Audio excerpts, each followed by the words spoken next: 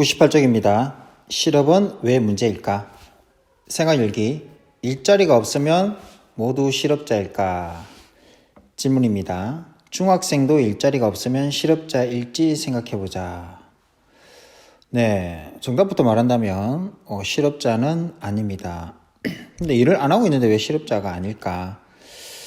네, 밑에 실업의 정의를 알아야 됩니다. 뭐라 되어 있습니까?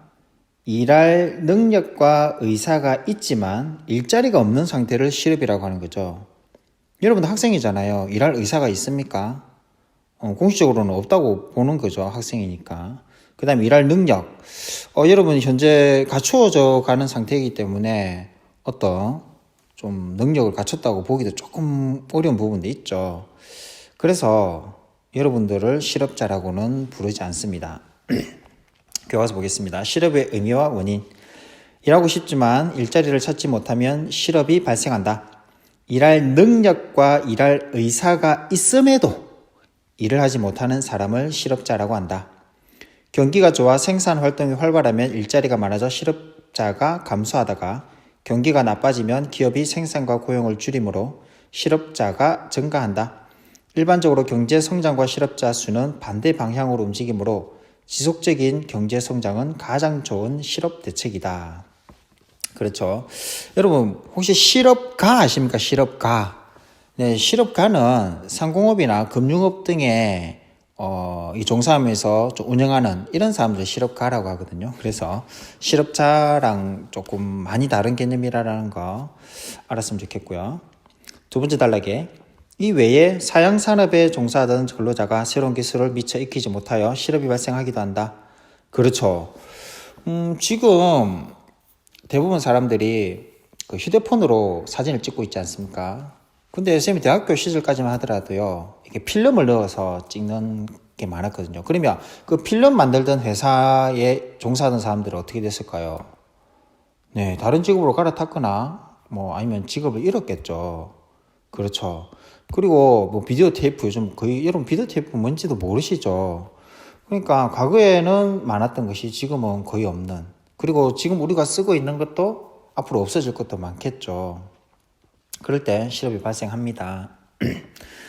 또한 현재 직장을 그만두고 더 나은 직장으로 이동하는 과정에 있는 사람도 일시적으로 실업 상태에 놓인다. 네, 그렇습니다. 자, 먼저 실업 관련 용어 한번 볼까요? 네 가지 개념이 있는데요. 첫 번째, 경제활동 인구입니다. 일할 능력과 일할 의사가 있는 사람들을 뜻하고 있습니다. 비경제활동 인구는 일할 의사가 없는 사람들이죠. 근데 아까 여러분들 실업자라고 하지 않았던 이유는 여러분들은 비경제활동 인구는 맞지만 실업자는 아닌 거죠. 취업자는 일자리를 갖고 일을 하는 사람이고요.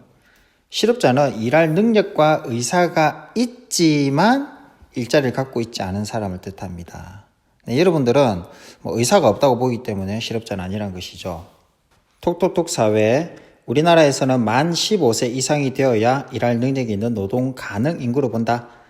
공부하는 중고등학생이나 대학생, 가사활동에 전념하는 전업주부는 일할 의사가 없으므로 일자리가 없더라도 실업자로 보지 않고 비경제활동 인구에 포함한다. 실업률은 경제활동 인구 가운데 실업자가 차지하는 비율을 측정한 것이다. 네, 밑에 공식이 나와 있죠. 실업률은 전체 경제활동 인구분의 실업자 수 곱하기 100이 되겠습니다. 2015년 같은 경우에는 약 3.6%의 실업률이 있었습니다. 오른쪽으로 넘어갈게요. 실업의 영향. 실업자가 많아지면 여러 가지 문제가 발생한다. 개인적으로 실업자는 일을 하지 못함으로 소득이 없어져 생계 유지가 힘들어진다. 또한 자신감을 상실하고 자아 실현의 기회가 박탈되는 고통을 겪는다. 사회적으로 실업자가 많아지면 소비가 감소하고 기업이 생산을 줄여 경기가 나빠지는 악순환이 이어진다. 또한 학교에서 교육과 훈련을 받았지만 일을 하지 못함으로 아까운 노동력이 낭비된다. 실업이 증가하면 생계형 범죄가 증가하고 빈곤층이 확산하는 등 사회가 불안해질 수도 있다. 그뿐만 아니라 실업 문제를 해결하기 위하여 정부가 실업자 지원을 확대하려면 많은 돈이 필요하므로 국민이 내야 할 세금도 증가할 수 있다. 네, 맞습니다. 지금 여러 가지로 이 오른쪽에 이렇게 고통스러운 사진이 보이죠. 누가 봐도 자신감이 잃은 네, 그런 안타까운 모습이 있는데요. 일단 아무래도 돈이 없다 보니까 생활 자체도 힘들 뿐만 아니라 뭐 자신감을 잃는 것이 또 다른 문제점인 것 같습니다. 스스로 탐구. 다음 자료를 읽고 빈칸을 채워 문장을 완성해보자. 실업은 희소한 자원을 낭비하는 셈이다. 노동은 기업이 생산활동하는 데 없어서는 안 되는 중요한 요소이다. 그런데 실업이 발생하면 노동이라는 희소한 자원이 생산활동에 활용되지 못하게 된다.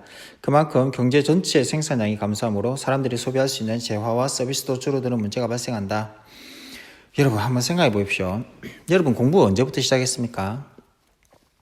대체로 한 5살 때쯤 되면 사교육을 좀 받기 시작하거든요.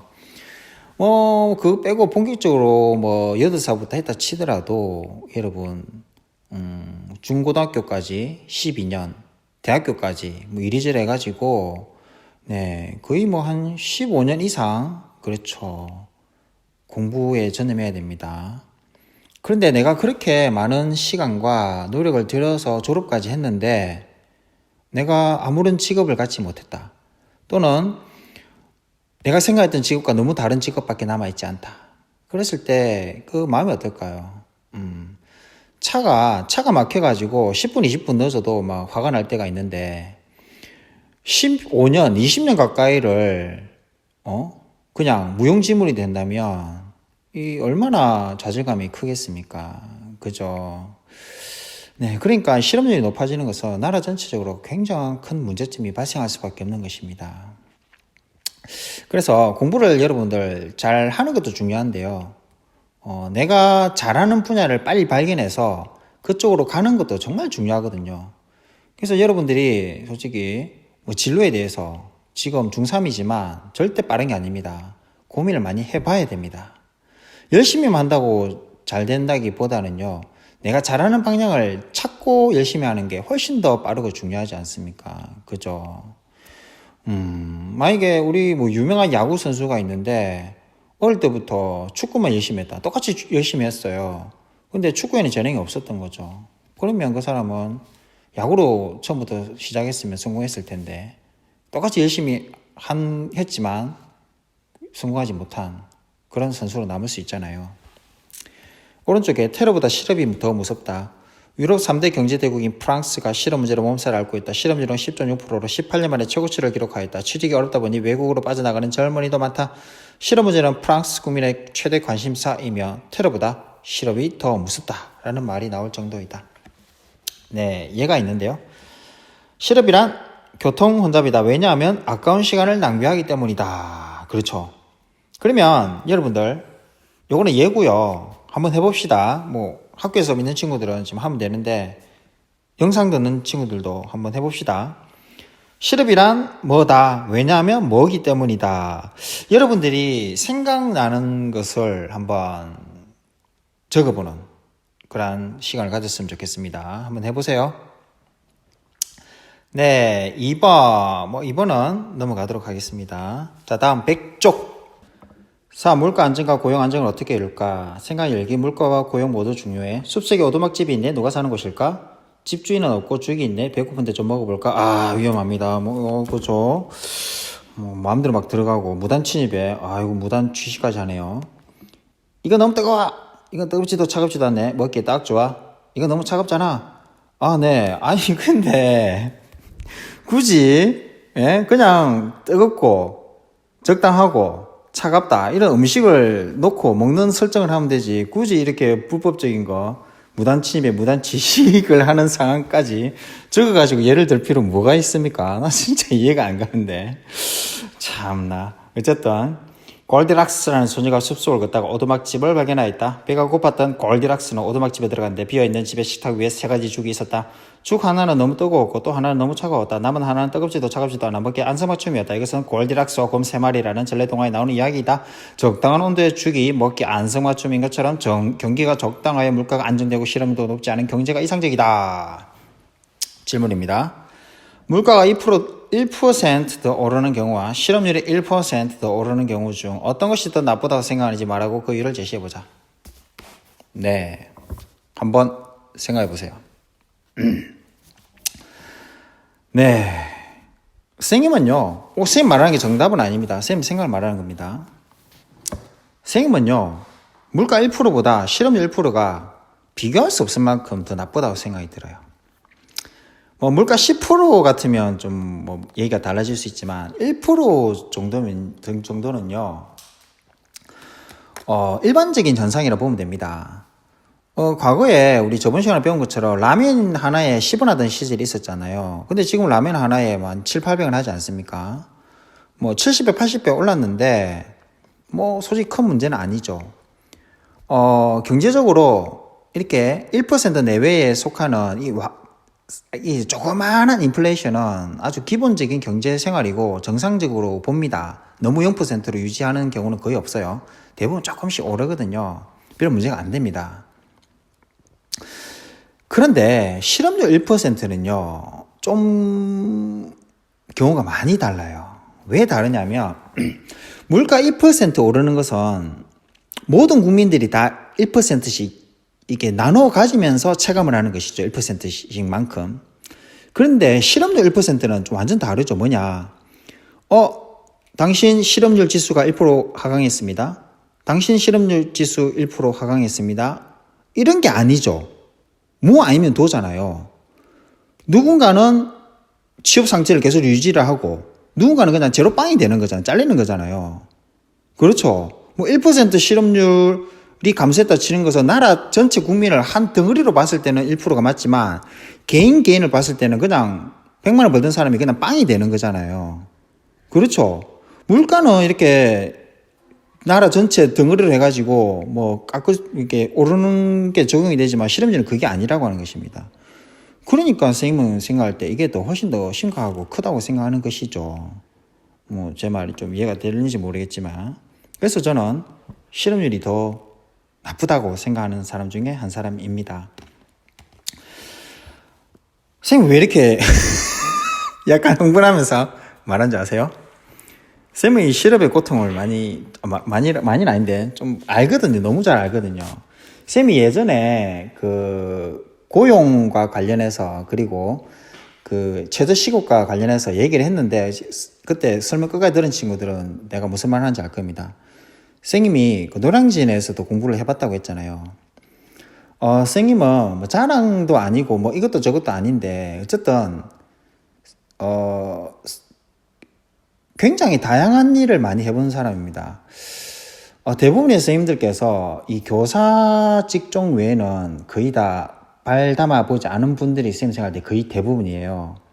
그냥 교사 또는 학원 강사 뭐 이런 것만 주로 하셨지, 저처럼 뭐 좀 말하기 좀 그렇지만 좀 꽤 다양한 일을 좀 많이 했거든요, 저는 실제로. 그러니까 내가 이 실업에 대해서 너무 좀 잘 알고 있거든요. 그래서 좀 약간 좀 많이 안타깝고 흥분이 됐습니다. 죄송합니다. 물가 안정을 위한 노력. 물가 안정을 위하여 소비자는 합리적인 소비 태도를 지녀야 한다. 충동 구매를 피하고 상품의 품질과 가격을 철저하게 비교하여 신중하게 구매하는 것이 물가 안정에 도움이 될 수 있다. 기업은 혁신으로 생산성을 향상하며 생산 원가 절감을 위하여 노력해야 한다. 근로자는 과도한 임금 인상 요구를 자제해야 하며 정부는 기업의 공정한 경쟁을 유도해야 한다. 네, 그건 너무 교과서다운 발언이었고요. 교과서다운 발언이 나쁘다는 게 아니라 그렇다고요. 다음, 고용 안정을 위한 노력. 기업은 연구개발에 투자하여 신기술과 신제품을 개발하고 일자리를 창출하는 데 앞장서야 한다. 근로자는 끊임없이 자기 개발 노력을 기울여 전문성을 키우고 맡은 역할에 최선을 다함으로써 생산성을 높여야 한다. 정부는 직업훈련 기회와 취업 정보를 제공하는 기구를 확대하여 실업자가 새로운 일자리를 더 쉽게 구할 수 있도록 지원해 주어야 한다. 네. 여러분, 실업급이란 게 있어요. 뭐냐, 내가 직장 일을 하다가, 그렇죠, 뭐 잘렸다 또는 회사가 없어졌다, 그러면 다음 직장을 구할 때까지 시간이 필요하잖아요. 그 시간만큼 국가가 돈을 주는 게 바로 실업급여입니다. 그러니까 조건이 있죠. 내 스스로 물을 박차고 나오면 실업급여 대상이 아닙니다. 잘려야 돼요. 또는 계약이 만료가 되거나 그러면 실업급여를 준다고 하는 것이죠. 근데 요즘에 이런 것들을 좀 젊은이들이 많이 악용하는 경우가 있습니다. 그냥 좀 하다가 쭉 일하는 게 아니고, 어쨌든 사장님이 내 스스로 간도도 매몰차게 네가 간도체 이런 경우보다도 그냥 그래 이렇게 계약 만료시켜주는 경우가 좀 더 많잖아요. 우리나라는 좀 정의 나라니까. 그러다 보니까 뭐 좀 하다가 실업급여 다 먹고 실업급여 떨어질 때 되면 다시 또 구해서 또 일하고 이런 좀 왔다리 갔다리 하는 사람도 좀 있다고 합니다. 나라 경제에는 좀 도움이 안 되겠죠. 그렇게 되면. 자, 그러면 고용보험과 실업급여 잠깐 볼까요? 우리나라 고용보험은 1인 이상의 근로자를 고용하는 모든 사업장에 적용되고 65세 이상인 자, 1개월 근로기간이 60시간 미만인 근로자, 공무원, 사립학교 교직원, 연금법 적용자, 별정 우체국 직원을 제외하고 모든 근로자에게 적용된다. 실업급여는 고용보험 가입 근로자가 실직하여 재취업 활동을 하는 기간에 지급하는 소정의 급여이다. 이를 통해 실업으로 발생하는 생계 불안을 극복하고 생활의 안정을 도와주며 재취업 기회를 지원해준다. 네, 그리고 잘렸다고 무조건 주는 건 아니고요. 끊임없이 취업 활동을 해야 됩니다. 뭐 회사에 이력서 같은 것을 넣어야 그 실업급여를 받을 수 있습니다. 네, 여러분, 선생님이 이렇게 교과서에 없는 참고적인 화면 내용 있죠. 이런 것들은 그냥 참고하십시오. 교과서에 없는 내용을 시험에 내진 않을 테니까 참고만 하시면 되겠습니다. 교과서에 있는 거는 반드시 공부를 해야 되고요. 자, 오른쪽 함께하는 창의 교실 봅시다. 물가 안정과 고용 안정을 위한 노력. 경기 부양 위해 정부 지출 확대. 경기 침체가 예상보다 길어져서 심각한 상태이다. 이에 정부는 경기를 회복시키려고 정부 지출을 대폭 늘려 고속도로, 항만, 댐 등을 건설하고 세금을 덜 걷기로 하였다. 정부는 세금이 줄어 가계가 소비를 늘리면 기업의 생산이 증가하고 일자리도 창출될 것으로 기대하고 있다. 네, 실제로 그렇습니다. 경기가 안 좋을 때는 정부가 어떤 사업을 벌립니다. 특히 토목사업 같은 거. 토목사업은 기간도 오래 걸리고요. 생각보다 돈이 많이 들거든요. 그러면 이게 채권을 발행해가지고 이렇게 사업을 벌리는데요. 어떤 장점이 있냐? 건설회사가 돌아가겠죠. 그렇죠. 레미콘 회사가 돌아가겠죠. 그럼 기름도 좀 더 잘 팔릴 것이고, 트럭도 잘 팔릴 것이고, 트럭 고치는 사람도 잘 될 것이고, 운전자도 잘 될 것이고, 그 주위에 한밭집 뭐 같은 거, 식당도 잘 될 것이고, 또 그런 공사를 안 했다면 실업자였을 아버지가 공사를 함으로 해서 돈을 벌 거잖아요. 그러면 집에서 자식들 통닭도 한 마리 사주고, 안 보내도 학원도 하나 더 보내줄 수 있을 것이고, 사랑하는 와이프 뭐 가방도 하나 더 사줄 수도 있을 것이고, 요렇게 여러 가지로 국가 경기가 잘 돌아갈 수 있다고 하는 것이죠. 네. 오른쪽에 한국은행 금리 전격 인하. 금리라고 하는 것은 이자를 뜻합니다. 한국은행은 최근 경제 성장세가 기대에 미치지 못할 것으로 보이자 금리를 내린다고 발표하였다. 금리가 인하되면 가계는 저축을 줄이고 소비를 늘릴 것으로 예상되고 기업은 투자를 더 많이 할 것으로 보인다. 한국은행은 소비와 투자가 늘어나면 생산이 증가하고 새로운 일자리가 만들어질 것으로 예상하고 있다. 네, 그렇죠.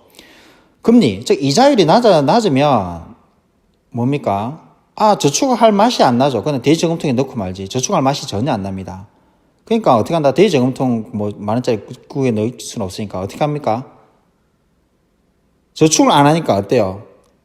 당장 눈에 보이는 돈은 많아 보이잖아요. 금리가 높을 때 내가 100만 원 벌면 20만 원 맨날 저축할 때는 80만 원밖에 못 쓰잖아요. 그죠? 근데 금리가 내리니까 아예 저축 안 할란다 이러니까 100만 원 다 쓸 수 있는 거야. 그렇죠. 소비가 늘 수 있습니다. 다음에 기업은 투자를 더 많이 할 수 있습니다. 왜냐? 대출 이자도 동일하게 줄거든요. 그러니까 기업은 대출을 좀 더 용이하게 낮은 금리로 받을 수 있는 것이죠. 네. 그렇게 해서 이거는 근데 너무 이게 장기적으로 해버리면 사람들이 소비만 하게 되겠죠. 그래서 이거는 좀 단기 처방용이지 계속해서 금리 낮춰가지고 소비를 계속 저금 하나도 안 하고 소비를 계속 부추기는 그런 정책은 아닙니다, 여러분. 1번 위에 신문기사를 읽고 그림에 빈칸에 적절한 단어를 써보자. 네. 정부 지출 증가 또는 뭐가 들어갈까? 세금 감소. 그죠? 소비와 투자가 증가하면 생산이 증가하고 고용이 창출되겠죠. 그러면 소득이 증가합니다. 네. 2번 토론하라고 하는데 우리 현장에 학교에 있는 친구들은 함께 토론은 지금 안 되잖아요. 코로나 때문에. 그래서 한번 써보는 시간을 가져보겠습니다. 네. 오늘 어려운 내용 없었죠? 수고 많았습니다.